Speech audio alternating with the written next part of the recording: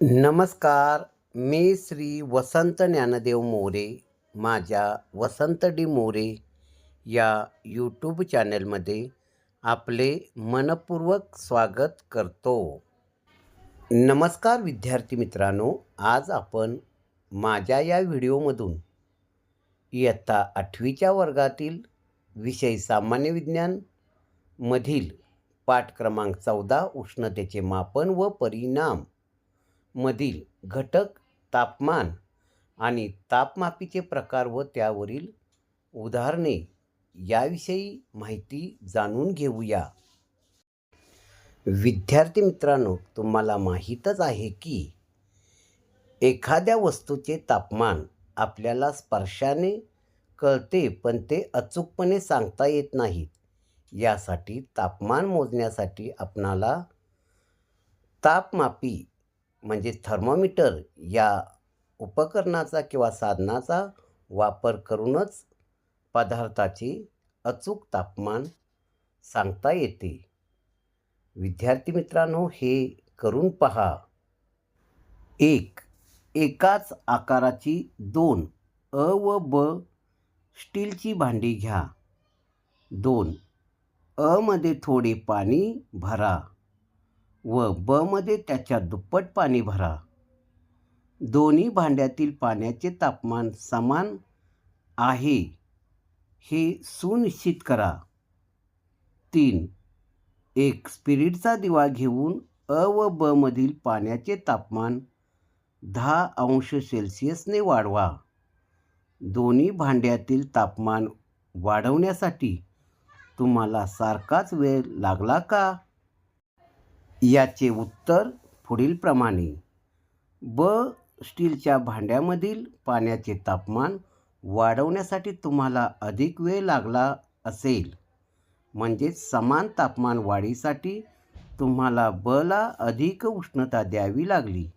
अर्थात अ व ब मधील पाण्याचे तापमान समान असून देखील ब मधील पाण्यातील उष्णता ही अ मधील पाण्यातील उष्णतेपेक्षा अधिक असेल. तापमान मोजण्यासाठी सेल्सिअस अंश सी, फॅरेनहाइट अंश एफ व केल्विन के ही एकके वापरतात. केल्विन हे एकक शास्त्रीय प्रयोगामध्ये वापरतात, तर इतर दोन्ही एकके ही दैनंदिन व्यवहारात वापरतात. या तिन्हीचा संबंध खालील सूत्राने दाखवता येतो. कंसात F वजा 32(9) बरोबर C/5 पहिले सूत्र.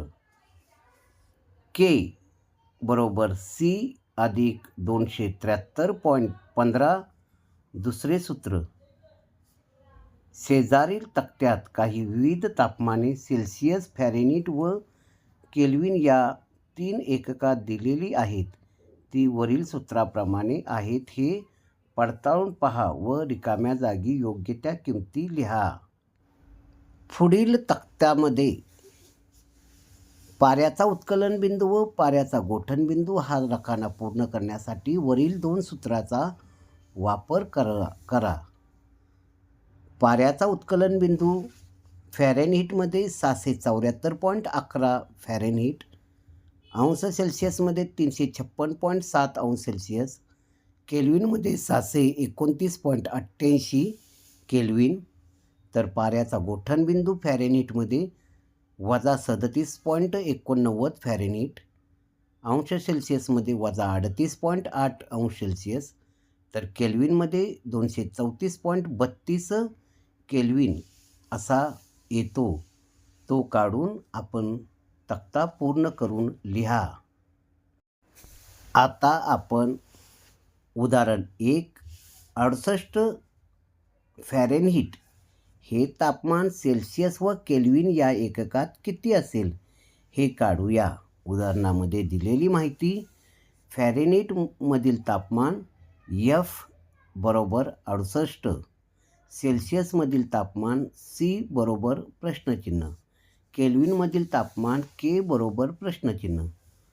सूत्र 1 प्रमाणे कंसात F वजा 32 कंस पूर्ण छेद 9 बरोबर C छेद 5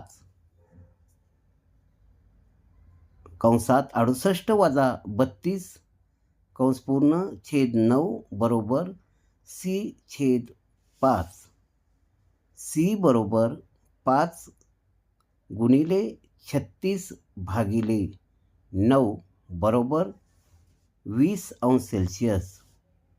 हे तापमान सेल्सिअसमध्ये मिळाले.